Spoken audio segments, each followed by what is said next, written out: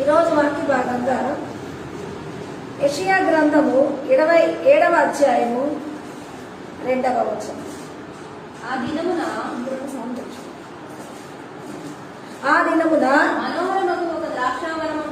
మనోహరమగు ఒక ద్రాక్షావనముండును దాని గూర్చి పాడండి. దేవునికి మహిమ కలుగును గాక. హల్లెలూయా. ఈరోజు నేను ఇంతకు ముందే పాట పాడాను. ఆరాధన ఆరాధన యేసునికి ఆరాధన. వేటగాని ఊరిలో నుండి దేవుడి నుంచి, దేవుని యొక్క ప్రాముఖ్యత నుంచి ఈరోజు సంతోషించాల్సిన ముఖ్య ఉద్దేశం చూసినట్లయితే దేవుని కాపుదలకే ప్రధానమైన స్థానం అయి ఉంటుంది. దేవుని కాపుదల అన్నది మానవుడికి ఎంత అవసరమో ఆ అవసరాన్ని, ఆ యొక్క విలువని ఈరోజు మనం పాడే వారంగా ఉంటున్నామంటే ఆ కాపుదల ఏ విధంగా బైబిల్ చూపిస్తున్నది అని అంటే ఏమని రాయబడింది? ఆ దినమున మనోహరమగు ఒక ద్రాక్ష తోట.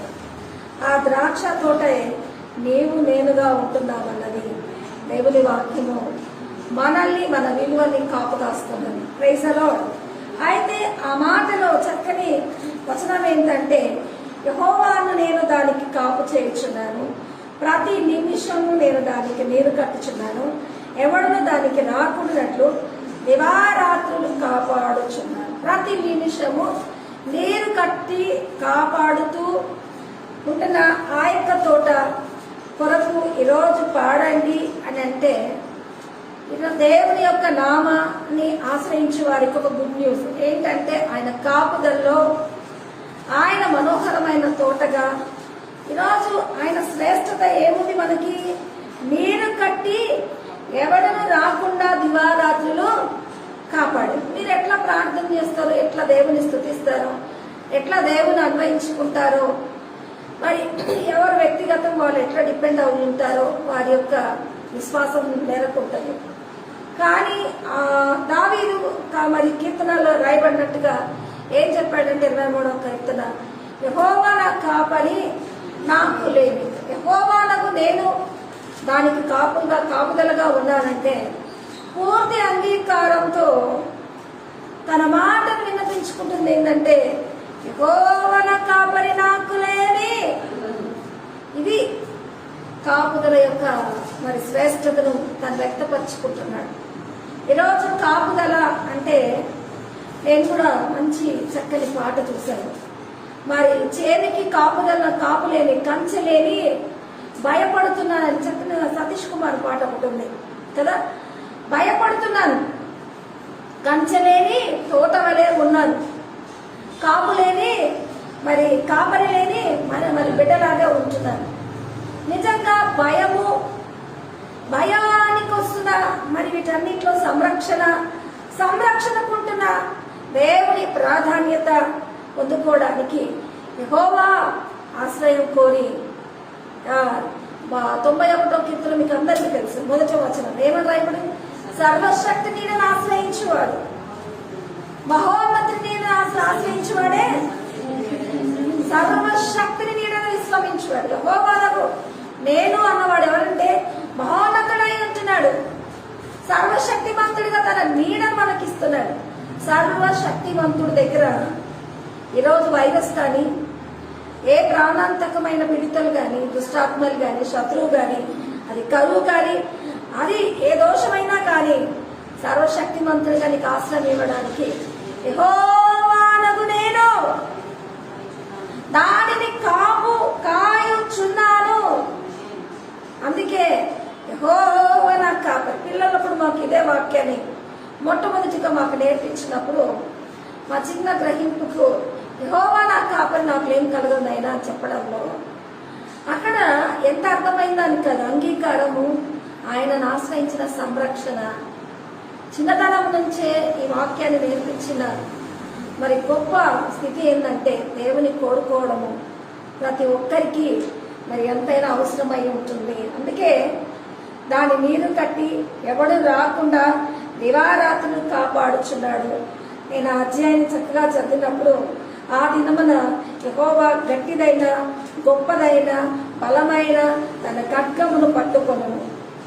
అయ్య బాబోయ్, దేవుడి యొక్క లేఖనాల్లో గట్టిదైన బలమైన తన ఖడ్గము అని అంటే దేవుడు ఖడ్గం పట్టుకున్నాడంటే ఖడ్గానికి వ్యతిరేకమైనది దేవుడినే మరి ఎదుర్కొనే, దేవుడు చేతికి నలిగే, దేవుడు శక్తి ధరించి పట్టుకునే శత్రువు ఎవరో తెలుసా? ఎవరండి చెప్పండి మీరు? సైతానుకు వచ్చిన బలము ఈరోజు దేవుడు ఖడ్గం పట్టుకొని దాన్ని ఛేదించి. ఆమేన్. ఈ మధ్యగా మాకు ఒక కల వచ్చింది. అదేంటంటే ఒక పామును మేము చంపామంట.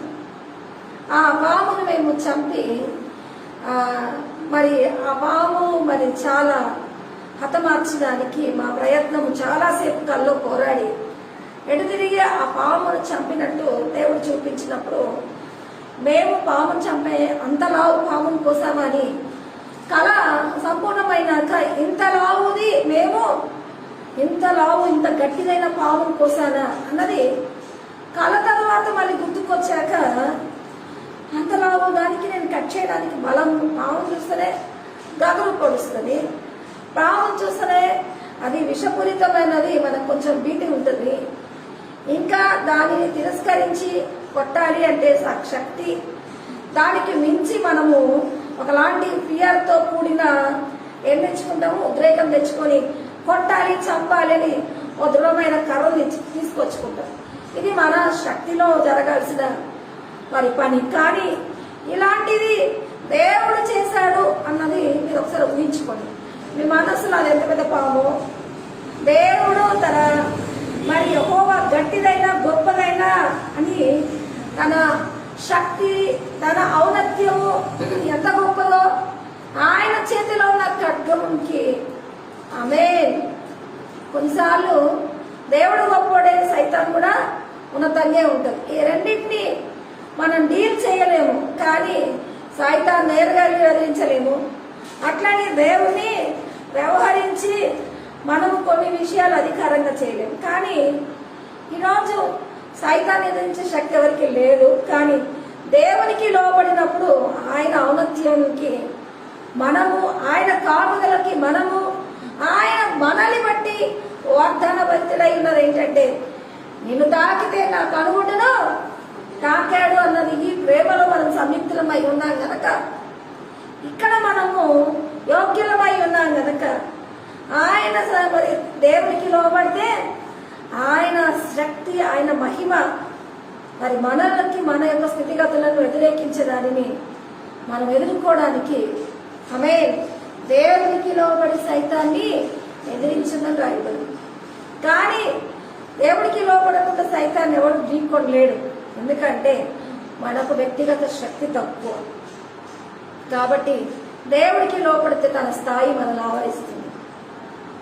ఇలాంటి మరి కొన్ని విషయాలని చులకనగా ఆలోచన చేసి దేవుడి యొక్క శక్తిని మరి ఆ సందర్భాల్లో ఆశ్రయించాలన్నది గ్రహింపు లేక చాలా మంది నిరుత్సాహంతో కూర్చున్నారు. ఆ నిరుత్సాహం ఈ రోజు తీసివేసి ఆయనే బలమైన ఖడ్గాన్ని పట్టుకున్నాడు. తీవ్ర సర్పమైన మకరమును తీవ్రము మరి వంకర, ఈ రెండు సర్పాలను రాయబడింది. మకరము అని కూడా రాయబడింది. ఆమె తీవ్రమైన సర్పమైన మకరమును, వంకర సర్పమైన మకరము. నాకు తెలిసి ఒక డ్రాగన్ లాగా దాని కాళ్ళు ఉంటాయేమో నాకు అనిపిస్తుంది. మకరము అంటే మనకు తెలిసి ముసలికి ఉండాల్సిన తత్వంలో ఉన్న సర్పం ఏంటంటే మనము ఆ డ్రాగన్ కి కూడా అట్లాగే ఉంటుంది. ఇది చైనాలో వాళ్ళ ఫ్లాగ్ తెలుసు మీకు. దాన్ని అట్లా ఛేదించిన మరి ఖడ్గము ఎవరు? దేవుడు బలం ధరించి దాన్ని ఛేదించాడు. సంతోషించండి. ఈ మధ్యగా చాలా మంది శాస్త్రీయంగా వాళ్ళ దేవుళ్ళని బట్టి వాళ్ళు చెప్తున్నారు. కానీ మనము మన దేవుడి శక్తిని వివరించుకుంటున్నాం. ఇందులో మనము ఆదరించబడడానికి ఆయన ఔన్నత్యము ఈ వివరణలోనే మనల్ని ఆవరిస్తూ ఉంటుంది. హల్లెలూయా చెప్పండి. హల్లెలూయా, హల్లెలూయా. ఈ డ్రాగన్ లాంటి ఈ సర్పాన్ని ఖండించి ఛేదించి దేవుడు చెప్తున్నాడు చక్కగా ఏమని చెప్తున్నాడు? మనోహరమగు ద్రాక్ష తోటను నేను కాపలాగా ఉంటాను, వ్యతిరేకత ఏదొచ్చినా బలంగా వచ్చిన నేను ఛేదిస్తాను, ఖండిస్తాను. అబ్బాబాబా, దేవుని షెల్టర్ ఎంత గొప్పదో! యెహోవా నాకు కాపరి, నాకు లేని. దేవుడు యుద్ధం చేసి దేవుడు మరి హతమార్చాల్సింది డ్రాగన్ యొక్క అన్నది మకర, ఆ సర్పము. ఇలాంటి మరి మకరం అంటే మనకు తెలుసు, మొసల్లాంటి సర్పము. ఈరోజు దేవుడు దాన్ని హతమారుస్తాడు అన్నది ఆ కాపుదల, నీరు కట్టి ఎవడునూ రాకుండా దివారాత్రులు. అయితే కాపుదల అంటే వచ్చి చంపేయడమే కాదు, తాను మరి బాధ్యత వహించిన దానికి నీరు కట్టాడు. ఇది గొప్ప విషయం అండి. నీరు కట్టి, ఆమేన్. నీరు కట్టి అంటే దేవుడికి ఏ లక్షణాలు ఉంటాయి? నీరు కట్టి యుగ లక్షణాలు ఉంటే, ఛేదించే లక్షణాలు ఉంటే అన్నింటిని అదమర్చుకుంటూ పోతాడు. కానీ ఈరోజు నీరు కట్టి అంటే సైతాన్ని దేవుడు చేస్తే దానికోసం ఇంకా ఆలోచన చేయొద్దు, దానికోసం వివరించుకోవాల్సిన. కానీ నీరు కట్టి, ఈ మాటలు నువ్వు నేను, ఈ మాట ఆమేన్. ఆ తోటగా నువ్వు, ఆ తోటగా నేను నీరు కడతాను. ఎంత గొప్ప వాక్యము! అయితే నేను అనుక్షణము దానిని ఏం చేస్తున్నానన్నాడు? ప్రతి నిమిషం దానికి నీరు కట్టుచున్నాను, ఎవడు దాని మీదకి రాకుండా దివారాత్రులు. అయితే నీరు కట్టే విషయంలో ప్రతి నిమిషంగా రాయబడింది. ఎవరో చెప్పారు భయపడొద్దని 308 సార్లు ఉంది అని. అంటే అది ఒక సంవత్సరానికి ఉండాల్సిన కొలతకి చూస్తే ఇయర్కి ఉన్న డేస్ లో బైబిల్లో ఉండాల్సిన డేస్ కి మరి చెప్పిన వర్డ్స్ కి మ్యాచింగ్ అవుతూ చాలా మంది ఆదరణ వాక్యాలకి బైబిల్ని సర్చ్ చేయడము, ఇట్లాంటి కంపేర్ చేసుకోవడంలో మరి దేవునికి ఉన్న శక్తి, సామర్థ్యం ఎంతో గొప్పది. అట్లా ఊహించుకోవడం, అట్లా బలపరచబడము, ఆయన వాక్యాన్ని వివరించుకోవడంలో ఆ యొక్క మరి ఔన్నత్యము. అందుకే నేను అనుకున్నాను, ప్రభువా నేను చాలా డీలాగా ఉన్నాను, ఒకవేళ లైవ్లో కూడా నేను నిలబడలేనేమో అని అనుకొని, అయితే డీలాగా ఉన్న పరిస్థితి మరి నీకు ఇంట్లో ఏం కావాలి? రెస్ట్ కావాలి, బాటిల్స్ ఏం కావాలి? ఓఆర్ఎస్ డ్రింకులు కావాలి, ఇట్లాంటివి మరి మినరల్స్ తాగుతూ ఉండాలి అంటే నాకు వెంటనే ఆత్మ చెప్పింది, నా వాక్యము జీవాహారం. వాక్యం వల్ల బ్రతుకుతాడండి. వాక్యం చెప్పుకుంటే నాకు లేని ఎనర్జీ వస్తుంది అని నాకు తెలుసుకున్నాను. ఆమేన్. ఎందుకంటే ఆ వాక్య పోషణే మనకు నీరు కట్టిన బలము. అందుకే కొత్త నిబంధనకు వస్తే నీరు కట్టిందంటే మరి అనుక్షణం నీరు కట్టి కాపుదలిచ్చి వ్యతిరేకతను ఖండించింది అన్నది మన జీవిత విలువలో ఈరోజు మనం సజీవత్వంగా ఇవి మనము గ్రహించినా గ్రహించకపోయినా, అవి కలలాగొచ్చినా నిదర్శనాలుగా మన ముందు లేకపోయినా వాస్తవ సాక్షులు మనంగా ఆ సజీవత్వాన్ని బట్టి దేవునికి స్తోత్రం. ఆమేన్. అయితే ఇలాంటి సజీవత్వంలో నిన్ను కాపాడువాడు కొనకడు, నిద్రపోడు. నీ కుడి పక్కన 90-121 కీర్తన 4వ వచనం. ఎంత చక్కగా ఆయన కాపుదలు ఇవ్వడంలో ఆయనకున్న మెలకువ, ఆయనకున్న ఆసక్తి. ఆ ఆసక్తి మనం వింటే కదా, మనం అనుకుంటాంలే, మనం ఏమనుకుంటాం? ఖచ్చితంగా ఒక మాట అనుకుంటాం, ఇవి తింటే బాగుంటుంది, అవి తింటే. నేనైతే ఒక రోజంతా యూట్యూబ్లు తిరిగేశాను. ఒక సేవకురాలుగా ఉండి యూట్యూబ్ తిరిగేసి ఆకుకూర తినాలా, కరోనా నుంచి ఏం తింటే బాగుపడతాము. అయితే నా మీద నాకు ఆసక్తి పెరిగింది. ఆకుకూరల్ని, అలవల్ని, ఇవి అవి, జుట్టంతా ఎంట్రకలేనున్నాయి, అన్ని సలహాలు యూట్యూబ్లన్నీ దీనివల్ల బ్రతుకుతున్నాయి. మనం కాపాడుకోవడానికి కొరకు మెలకువలు. అయితే దేవుడి కాపుదల అన్నదానికి నేను చక్కగా నిర్వచనం ఇస్తాను. కొన్నిసార్లు నేను ఫూలిష్గా ప్రవర్తించినప్పుడు అనిపిస్తుంది, నాలో ఆత్మ ఏమనేదంటే యెహోవా ఇల్లు కట్టించని ఎడలా దాని కట్టువాని. నిజంగా చాలా మంది మధ్యగా వాక్యాలు చెప్పారు. బిచ్చగాళ్ళు ఇంకా కరోనాతో మాస్క్ వేసుకోమన్నారు. తింటే దొరకని వాళ్ళు బిచ్చగాళ్ళు మాస్క్ వేసుకోలేరు. వాళ్ళు ఈ పూటకు అన్నం తింటే బ్రతకాలన్న ఊరు తప్ప మేము బాగుండి మేము ఆరోగ్యంగా ఉండి అని అంటే వాళ్ళు కూడా ఒక ఇల్లు కట్టుకొని మంచి బట్టలు ఉతుక్కొని వేసుకొని ఇందులో బ్యాక్టీరియా ఉంటుంది, చద్దన్నం పెట్టారా వేడన్నం పెట్టారా అని వాళ్ళు కూడా ఇలాంటి విషయాల్లో వాళ్ళకి ఎవ్వరు ఆసక్తి. ఈరోజు అలాంటి వారు బ్రతికున్నారు భూమి మీద. అయితే అలాంటి వారిని టైటిల్స్ పెట్టి వాక్యాలు చెప్పడంలో నిజానికి దేవుడు ఆదరణ అన్నది కొన్నిసార్లు దేవుడి యొక్క నామంలో సర్వం ఎట్లా కాపాడబడుతుందో తెలిస్తే చాలా రకాలు ఈ యొక్క కరోనా మీద వాక్యాలు చెప్పారు. ఒక అతను చెప్తున్నాడు, మంచి వాళ్ళ మీద చెడ్డ వాళ్ళ మీద వర్షం పంపారు. నిరర్థకము అన్నది ఎవరు చేసుకున్నారని ఈ కరోనాకి టాలీ చేస్తున్నాడు. నాకు కూడా అనిపించింది. ఆదరణ కొరకు బైబిల్ ఉపన్యాసాలు, బైబిల్లో ఉన్న ప్రతి మాటను ఉపన్యాసంగా మనం చేసుకోవడంలో బలపరుచుకుని చెప్పుకునేది మనం చూస్తుంటాం. కానీ ఈరోజు డైరెక్ట్ గా ఏమని చెప్తున్నాడు, నిన్ను కాపాడువాడు కొనుకడు నిద్రపోడు, ఇశ్రాయేలును కాపాడువాడు కొనుకడు నిద్రపోడు, ఇశ్రాయేలును కాపాడువాడు కొనుకడు నిద్రపోడు, యెహోవాయే నిన్ను కాపాడువాడు, యెహోవాయే నిన్ను కాపాడువాడు, నీ కుడి ప్రక్కన యెహోవా నీకు నీడగా ఉండును, నీ కుడి పక్కన యెహోవా నీకు నీడగా ఉండును, నీపైన నీ కుడి పక్కన యెహోవా నీకు. నీడగా ఉండును. మనం ఎవరమండి? మనకు దేవుడు కాపుదల ఏంటండి? నీడగా ఉండేది ఇంకా ఏంటండి? మన కుడి పక్కన ఇట్లాంటి. మరి చాలాసార్లు నేను ఈ మధ్యగా చూశాను, భక్తులు ఒక వాక్యం పెడతారు, ఆ వాక్యం దగ్గర వాళ్ళ వాక్యం తమ పక్కన ఫోటో పెట్టుకుంటారు. వాళ్ళు యెహోవా నాకు కాపరి అంటే ఆ పక్కన వాళ్ళు ఫోటో పెట్టుకుంటారు. ఇలాంటి థంబ్నెయిల్స్ ఇలాంటివి చేసుకొని వాళ్ళు ఆ వాక్యాన్ని వాళ్ళ ఫోటో మీద పెట్టి క్యాప్చర్ చేసుకోవడంలో వాళ్ళు వాటిని తమ సొంతంగా అంగీకరించి వాటి ఇమేజ్లో వాళ్ళు ఉండాలని కోరుకుంటున్నారు. ఇలాంటి థంబ్నెయిల్స్ నేను రోజు చూస్తుంటాను. కానీ ఈరోజు థంబ్నెయిల్స్ కాదు, గాడిని పక్కన ఉంటారు. నేను చెప్పాను హల్లెలూయా, హల్లెలూయా. గాడిని కుడి పక్కన. ఇలాంటి ఇమేజ్ ఎప్పుడన్నా నీవు నిజంగా చేసావా? వాక్యాలు కాదు, దేవుడే నీ కుడి పక్కన ఉండబోతున్నాడు. దేవునికి మహిమ కలుగును గాక.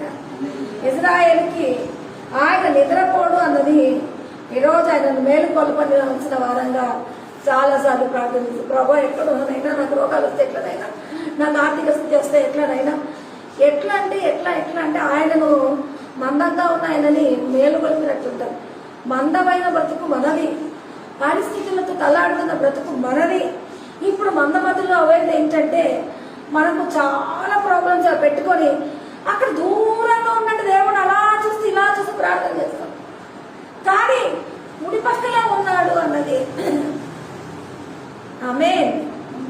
ఎలాంటి ఇమేజ్ లో నువ్వు ఉంటావో తెలుసా? నీ ప్రాబ్లమ్స్ అన్ని అవతల పెడితే ఈ ప్రాబ్లమ్స్ అన్ని దేవుడితో స్కెచ్ చేసి చెప్పాలి. ప్రభా ఇది ఇట్లుంది, ఇది ఇట్లుంది, ఇది ఇట్లుంది, ఇది ఇట్లుంది, నువ్వు కాపాడు దిగిరా చెయ్యి. నేను కూడా ఒకసారి అట్లా చేస్తాను. ఒక 4-5 రాస్తాను, రాసుకొని స్థితి దేవుడు పక్కనే ఉంటాడు. కానీ ప్రాబ్లమ్స్ కి యువతల దేవుడు ఉండాలి అన్నది. ప్రాబ్లమ్స్ కి పైన పెట్టుకోవడం ఏంటంటే, ప్రాబ్లమ్స్ మనల్ని ఎట్లా చేస్తాయంటే దేవుడి యొక్క ఔన్నత్యాన్ని దూరం అయినట్టు చేస్తాడు. అప్పుడు నేను అనిపిస్తుంది, నా ప్రాబ్లమ్స్ నన్ను మందమదం చేసి నా దేవుడు మరుగైనట్టు నన్ను టెన్షన్ పెట్టిస్తున్నాయి, శోధింపజేస్తున్నాయి. స్తుతించినప్పుడు నేను నా ప్రాబ్లమ్స్ కన్నా ఎక్కువ కనపరిచినప్పుడు నేను మర్చిపోతాను. హల్లెలూయా. ఇక దేవుడి ఔన్నత్యమే మరి ప్రాణ ఆత్మ శరీరంలో జీర్ణించకపోతే ప్రాబ్లమ్స్ అనేవి ఆటోమేటిక్ గా బలహీనమైపోతాయి. ఇట్లాగా ఒక చిన్న అబ్బాయి కూడా అట్లే ఒక మాస్టర్ చెప్పారంట. ఏంటంటే చిన్న ఒక గీత గీసి దీన్ని చెరపకుండా, దీనిని మరి తిరిగి గీయకుండా, దీనిని ఏం చేయకుండా దీనిని చిన్నగా చేయంటే దాని పక్కన పెద్ద గీత ఎంతగా గీసాడంటే ఆ గీతను చూసేప్పుడు ఇది కనుమరుగైపోయేటట్టు. ఈరోజు ఆ దేవుడిని కూడా అట్లా మనము హెచ్చించి మనమందరినీ మనకు కల్పిస్తున్న శోధనలకు పైగా నన్ను కనపరచు వారంగా ఉంటున్నామంటే ఆమేన్. అసలు దేవుడి యొక్క సత్యానికి ఈరోజు తండ్రి మనకు ఆశ్రయము, తండ్రి మనల్ని కొడుకక కాపాడువాడు, నీరు కట్టి ప్రతి క్షణము కాపుదలిస్తున్నాడు. వారి కీర్తనకారుడు నాకు లేని కలగదు, గడాంధకారంలో నేను తిరిగినా ఏమీ జరగదు. అమ్మే ఎంత హైలైట్ వర్డ్ గాడ్ కొరకు చెప్పాడు. హైలైట్ గా మాట్లాడము, దేవుని ఔన్నత్యాన్ని హెచ్చించడము, ఇది ప్రతి క్రైస్తవుడు నేర్చుకోవాల్సిన ప్రాముఖ్యమైనది. అయితే ఆ ప్రాముఖ్యతలో దేవుడి సత్యానికి మంచి కొత్త నిబంధనలో ఒక మాట రాయబడింది. నేను నిజమైన ద్రాక్షావళిని. యేసు ప్రభు నిజమైన ద్రాక్షావళి. ఎందుకంటే ఆయన భూ సంబంధమైన మనిషి కాదు, తండ్రి స్థానం కలిగిన, అక్కడ నుంచి ఆయనలో నుంచి వాళ్ళు వెలువడిన వాడుగా యేసు ప్రభు ఉన్నాడు. అయితే నా తండ్రి మంచి వ్యవసాయం, ఎవరు ఉనుకక నిద్రపోక నిన్ను కాపాడే అతను మంచి వ్యవసాయకుడు. ఆమేన్. అందుకే నేను మనోహరమైన తోటని గురించి పాడుతాను. మనోహర తోటకు యెహోవాకు నేను కాపు చేస్తున్నానంటే ఆయన మంచి వ్యవసాయంలో నువ్వు ఎదగాల్సిన దానిగా, ఎదగాల్సిన వాడిగా, మరి విరచిమ్మి జీవించాల్సిన బలిష్టమైన వాడిగా ఈరోజు నువ్వు నేను ఉండాలి అని అన్నది. హల్లెలూయా. అక్కడే ఎంత చక్కని మాట ఉందంటే, రాబో దినములలో ఇశ్రాయేలు చిగుర్చి పూయును. 6వ వచనం చూస్తే వాళ్ళు భూలోకమంతయు, ఆమేన్, రాబో దినములలో ఇశ్రాయేలు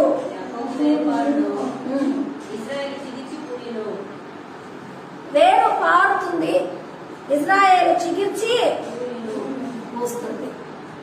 మరి ఆయన వ్యవసాయం చేస్తున్న బిడ్డలని ఎంతమంది ఈరోజు తండ్రిని ఆశ్రయించి ఆయన కాపుదలను కోరువారుగా ఆయన నడిపింపు నాకు ఇవ్వాలయ్యా అనుకుంటాను. నాకు అనిపించింది, యెహోవా ఈ యొక్క మరి విషయంలో నీ కాపుదల ఒక పురుషుడుగా నిలబడి ఆ కుటుంబాన్ని, మరి పిల్లల్ని సమాజంలో మరి యజమాన్యం కలిగిన పురుషుడికి ఉన్న శక్తి కన్నా బోళ్ళంత తక్కువ శక్తి కలిగి బలహీనగతమైన స్త్రీకి ఇంకా ఆధారభూతులుగా ఉండదు ఆయన. ఆమె నీవు లేని క్షణము ఊహించుకోవడానికైనా, చేస్తాను అని ఒక ధైర్యానికైనా ఏమీ లేదు నాయన. నేనేమయ్యున్నా అది నీ కృప అయ్యుంటున్నానంటే దేవుడు కార్యము ఒక స్త్రీ అయితే పూర్ణంగా కోరుకోవడానికి ఆమె వేరే ఆశ్రయం నేను పొందలేని దానిగా, ఆయన శరణును వేరుకొన్న దానిగా, ఆయన సేవకురాలుగా నిలబడాల్సిన ఆయన యొక్క సన్నిధి నా మీద ఆవరింపజేయమని కోరుకున్నాను. ఆమె ఇలాంటి ప్రార్థన ఇశ్రాయేలు చికిత్సి పూసి భూలోకమంతా మరి ఫలభరితము నిన్నదిగా నాకు అనిపించింది. ఒక మంచి సిచ్యువేషన్ ఏదైనా ఊకొస్తుందా, రోజు ఇది కరోనా అది కరోనా, ఒకవేళ నాకు వస్తే ఎట్లా, ఒకవేళ ఆ హాస్పిటల్లో ఉంటే ఎట్లా, ఒకసారి ఆక్సిజన్లో వెళ్ళిపోతే ఎట్లా, కొంచెం అనారోగ్యం వచ్చిన ఇలాంటి చింతతో ఒక రాత్రంతా నిద్ర పట్టనప్పుడు అనవసరమైన ఆలోచన నేరుతాము. అప్పుడు నేను అనుకున్నాను, ఎందుకు ఇట్లా మరి లేని దానిని ఊహించుకుంటున్నావు?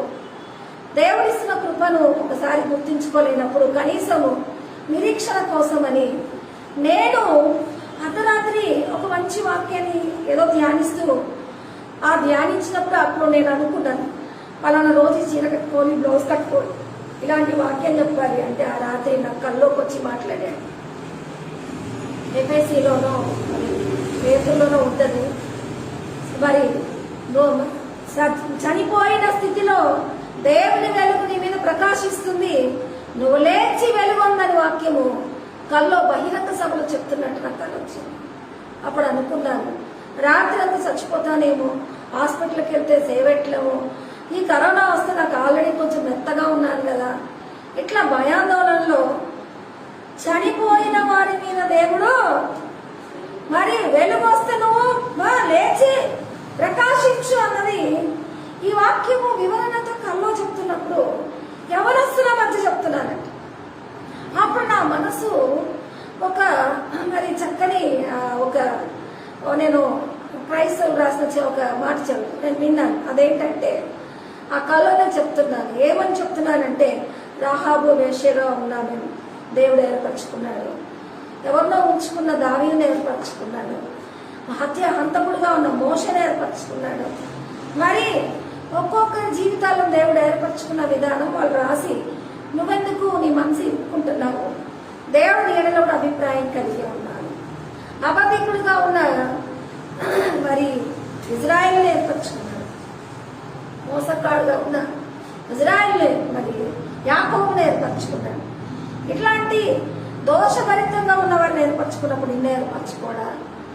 నువ్వు దేవుడు నడిపింపు కాదా అన్నప్పుడు దేవుడు అదే కల్లో యవనస్తుల వారిని కూడిక నడుపుతూ మరి చనిపోయిన వారి మీద దేవుని వెలుగు నువ్వు లేచి శక్తి పొందుకో అన్నది నేను చెప్తున్నప్పుడు హల్లెలూయా. అలాంటి ఒక వాక్యాన్ని కల్లోనే నేను బలం పొందినట్టుగా చెప్పుకున్నాడము. నాకు వెళ్ళిపోచ్చినాక నేను ఆ వాక్యానికి మరి ఆ యొక్క మరి వాక్యంలో ఉంటున్న మధురానికి నేను అంకితమయ్యాను. దిగులు విడిచిపెట్టాను. దేవునికి మహిమ కలుగును గాక. అయితే దేవుని బిడ్డల బలపాటు, దేవుడిస్తున్న బలపాటు మరి మన దగ్గర ఏ విధంగా ఉంటుందంటే కళ ద్వారా, దర్శనం ద్వారా, మన బలహీనతలో ఆయన ఆదరణ, ఆయన వాక్యం ద్వారా మనల్ని బలపరచుకోవడానికి ఇలాంటి వివరణలతో మనల్ని ఆవరిస్తుంటే మనము దేవుడిని బట్టి స్పందించి మన మనస్సు దేవుడి వైపుకు ఉండాలి.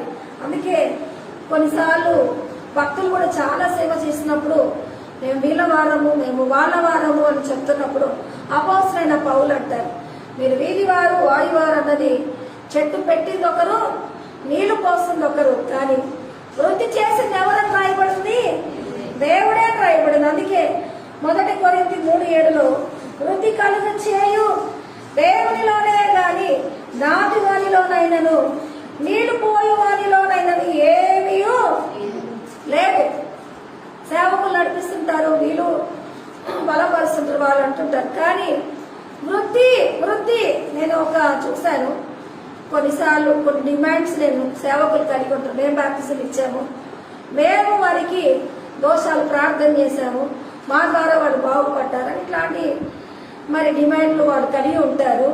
అయితే దీని విషయంలో వాళ్ళ విశ్వాసంతో వాళ్ళు అట్లా ఇట్లా మరి మరి అధికారపూర్వకంగా వాళ్ళు నేర్పిస్తూ ఉంటారు. కానీ దేవుడు అన్నది అపోస్తలుడైన పౌలు నీళ్లు పోసిన దాన్ని మరి నాటిన ఎవరిది శ్రేష్టత అక్కడ బలముగా ఉందంటే వృద్ధి కలగ చేసి. అవును, మంచి వ్యవసాయం. నేను ద్రాక్షవల్లిని అన్నాడు యేసు ప్రభు, కానీ నా తండ్రి వ్యవసాయం. ఈరోజు ఆ యేసులో మనం అంటుకట్టబడ్డా వాళ్ళగా ఉంటున్నాము, కానీ మన తండ్రి వ్యవసాయకుడు అన్నది ఏసే ఒప్పుకున్నప్పుడు మనం ఎందుకు ఒప్పుకోకూడదు? ఆయన కాపుదల మన మీద సర్వదా ఇస్తుంటే అనుభవిస్తూ జీవిస్తున్న వారంగా ఉంటున్నాము. ఎందుకు మన నిర్లక్ష్యం, బలహీనత? ఎంత చక్కని మాటల్లో తేటని వివరం. నాకు అందుకే మేము దేవుని జతపని వారము, మీరు దేవుని వ్యవసాయము, దేవుని గృహమై ఉన్నారు. సేవకులు జతపని వారనంటే దేవుళ్ళ ద్వారా వీళ్ళు కూడా నీరు పోసి ఆ పనుల్లో ఉంటారు, కానీ మీరు దేవుని గృహము, మీరు ఆయన వ్యవసాయము మూల్యత అయి ఉన్నారు. ఆమేన్. వ్యవసాయం మూల్యత వృద్ధి కలిగించే ఆయన ఆదరణ అండదండలతో మరి మీరు జతపని వారిగా ఉన్నారని సేవకులు చెప్తుంటే మీరేమనై ఉన్నారు? మేము నథింగ్ అంటారా? కాదు, వ్యవసాయం యొక్క మూల్యత అయి ఉంటున్నారు. దేవునికి మహిమ కలుగునుగాక. హల్లెలూయా. అందుకే యోధా వంశంలో తప్పించిన కొనిన వారి శేషము ఇకను క్రిందకు తన్ని మీదికి ఎదుగుచు ఫలిస్తారని యెషయాలో ఉంది. యూదా వంశంలో శేషించిన వారు అంటే వాళ్ళు కిందకు వేరుతంతారు, పైకి ఎదుగుతారంట. బోల్డన్ని శ్రమలు, ఇరుకులు, ఇబ్బందులు వచ్చినా దేవుడు వృద్ధి కలిగించి వాడిగా ఉన్నారు కాబట్టి పరిస్థితులతో సంబంధం లేకుండా కిందకు తన్ని పైకి ఎదగడానికి వృద్ధి దేవుడి యొక్క ఘాటైన ప్రేమలో ఆ నీరుని నీకు ఇస్తున్నప్పుడు హల్లెలూయా. నీరు నీరు నీరు అని ఒక ఆమె కుండ పట్టుకొని వచ్చింది బైబిల్లో. నిత్య జీవం ఇచ్చాను అన్నాడు. ఇంకెప్పుడు దాహం కొన్నావు? నీళ్ళు ఇప్పుడు నాకు నీళ్ళు దాహం వేస్తా, ఆ నీళ్ళు ఇక్కడ పెట్టుకొని తాగుతాను అన్నాడు. కానీ ఎప్పటికీ ఊరేటి బుగ్గ నీ కడుపులోనే నీరుగా ఉంటాడు. ఆమె కొత్త నిబంధనకు వస్తే అనుక్షణం నీరు కట్టి అని పాత నిబంధన చెప్పబడి, కొత్త నిబంధనలో నీ కడుపులోనే ఊరటి ముక్క, అదే నిత్య జీవం, ఊరటి బొక్క. అయితే పరిస్థితుల్లో వచ్చిన ఎండ, కరువు, పరిస్థితుల్లో వచ్చిన చురకలు కదా, కొన్ని చెట్లకు ఉంటున్న శ్రేష్టత చూస్తే కలబంద లాంటి చెట్లు ఉంటాయి, అవి ఎడారిలో ఉంటాయి, బయట ఏ స్థానం ఉండవు. అయితే వాటిల్లోనే నీరు పోగు చేసి పెట్టుకుని అట్లా బతికేస్తూ అవి కూడా కాపు చక్కని పువ్వులు, ఆ తొండలో పువ్వులు తింటున్నాయి, ఆ మృదువైన పువ్వుల్ని ఆహారం తీసుకుంటున్నాయి. అరే నిత్య నీరు పోసిన వాళ్ళు ఉంటారు, ఎప్పుడు వాటిని అవి వాటిలో దాచిపెట్టుకుని నీరు, అవి ఆ ఎడారిలో మరి అవి మంచి పండ్లు ఇచ్చే కొన్ని చెట్లు కూడా ఉన్నాయి. అవి శరీరానికి గోల్డంతా మరి నీరును, గోల్డంతా మరి ద్రవాలు కలిగి మినరల్స్ కలిగి ఉంటుందని చాలాసార్లు నేను టీవీలో వాటిలో వాటి ఉష్ణ మండలంలో ఉంటున్న చెట్లకు కూడా ప్రాధాన్యత చూశాను. అయితే ఈరోజు తడిలో ఉంటున్న చెట్లు ఎట్లుంటాయో కానీ ఉష్ణ మండలంలో ఉన్న చెట్లకు ప్రత్యేకత చూస్తే అవి వాటిలో నీరు కలిగి ఉంటాయి. అయితే ఎండకున్న స్థానం ఎంత ఉన్నది అన్నది కాదు, వాటిలో నీరుకున్న స్థానమే బలంగా ఉంటుంది. ఈరోజు ప్రియ క్రైస్తవుడా, దేవుని జన్మ నీలోనే నీటి ఊట, నువ్వే ఉనికే బలంగా ఉంటున్నావు అన్నది దేవుడుగా నమ్మదగిన మాట ఉంటుంది. ఆమేన్. అందుకే మీరు కిందకు తంతారు, పైకి ఎదుగుతారు. ఎందుకు మీలో ఊట ఈ లోకం కాదు, దేవుడి యొక్క మనోహర తోటగా ఆయన మిమ్మల్ని కాపు చేస్తున్న ఊట మీ కడుపులో ఉంచాడు. అందుకే ఒక నిమిషము మేము కొన్నిసార్లు అనుకుంటాం, ఆత్మీయతలో చర్చ్ మెంబర్స్ కానీ ఎవరైనా కానీ ఈరోజు చూస్తే చావుకి వెళ్ళినట్టుంటారు, రేపటికల్లా లేచి కూర్చుంటారు. ఏంట్రా ఈరోజు చూస్తే ఇట్లుంటారు, రేపు బాగుంటారు అంటే ఎన్నో వస్తుంటాయి. ఈ రోజు నీకు ఇదని కాదు, ఎన్నో వస్తుంటాయి. ఆయన మనలో ఉండి రక్షించాల్సిన ఊటగా ఉన్నాడు. క్షణాల్లో బాగా ఉంటుంది, సాక్ష్యాలు చెప్తుంటారు. అయితే లోకము ఎప్పుడు బాగుంటారు, ఇంకా వస్తే తిరుగు లేకుండా పోతారు. కానీ దేవుడు అందుకే శ్రమను ఆయుధంగా ధరించుకోమని క్రిస్టియానిటీలో రాయబడింది. అసలు ఎందుకు శ్రమను ధరించుకుంటే మిగిలేదేంటి? మనము అన్ని నాకు కూడా చెప్పాడు, సేవ చేస్తే చాలా మంది సాక్ష్యాలు విన్నాను. మరి ముసలామలాగా అయిపోవడం, కృంగిపోవడం, ఆ సర్వనాశనం అయిపోవడం. కానీ అది ఎప్పటికీ జరగదు. వాళ్ళు ఎంత లోతుకి వెళ్ళారో అంత పైకి ఎదుగుతారన్నది. ఇదే దేవుని యొక్క శ్రమకు తిరిగి వర్దిల్లడానికి ఆ ఊటగా నీలో బలపాటు ఉంటాడన్నది ఈరోజు అన్వయించుకోవాల్సిన మాట.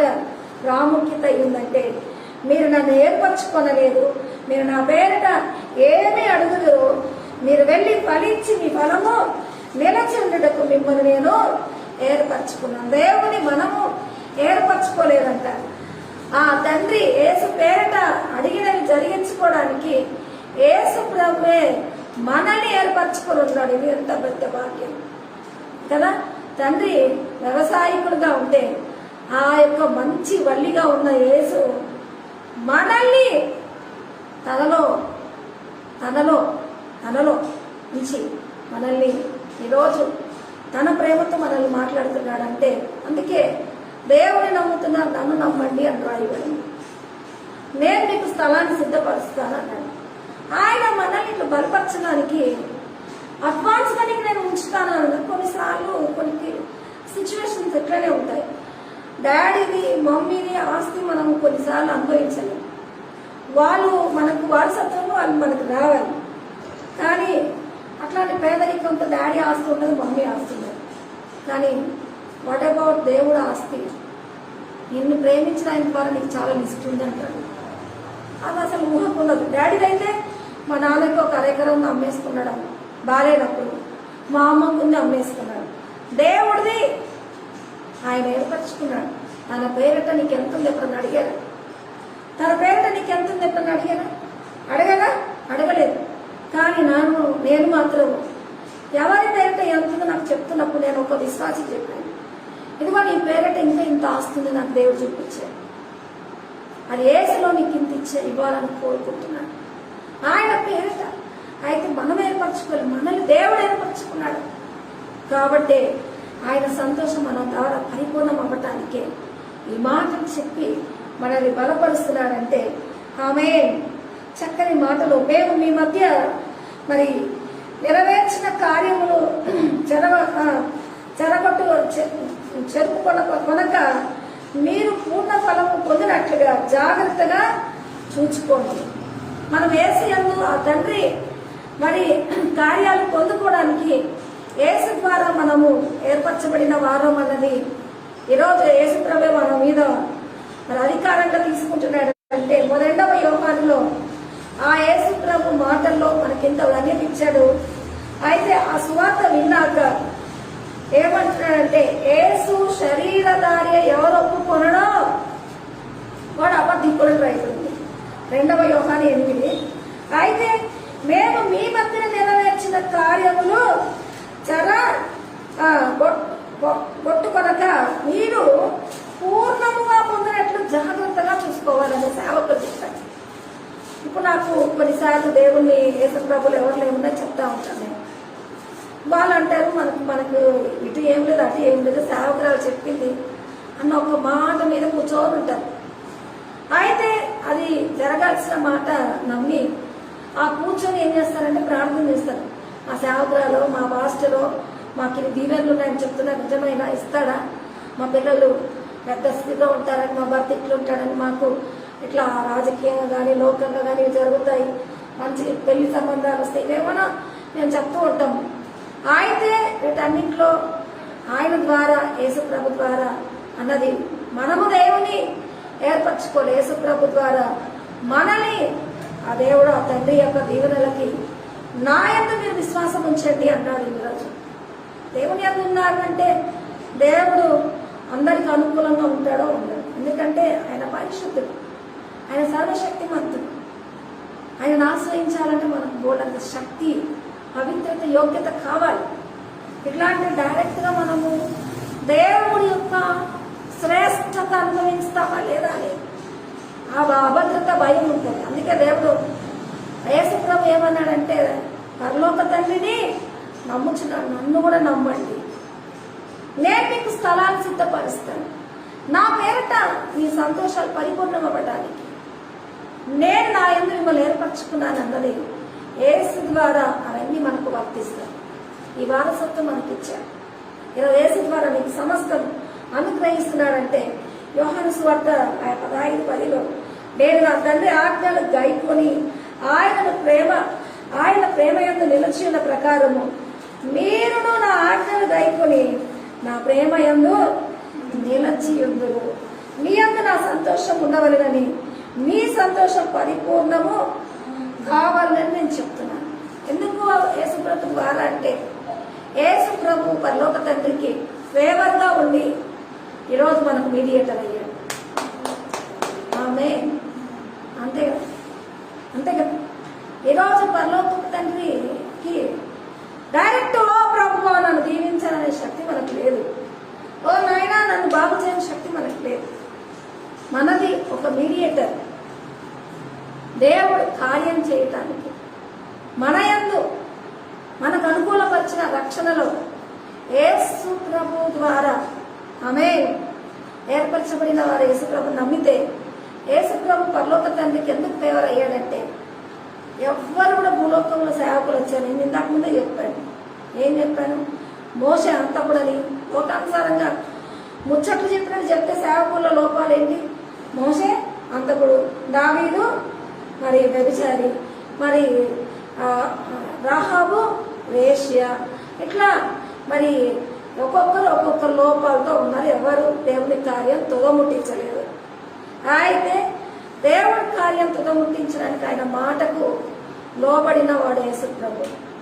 ఆ యేసు ప్రభు ద్వారానే ఈరోజు సర్వలోకానికి ఆ యేసు ప్రభు ద్వారా ఆ పరలోక దీవెన అన్నది ఆ మధ్యవర్తి మనల్ని ఏర్పరచుకొని తన ద్వారా ఆయనను స్నేహించిన మనల్ని బ్లెస్ చేయడానికి చక్కని మాటలు మీ అందరూ ఆ సంతోషం ఉండవలెనని మీ సంతోషం పరిపూర్ణము మన యందు ఒకరి సంతోషం ఉండాలని అంటున్నాడు. ఆయన ఎవరంటే యేసు.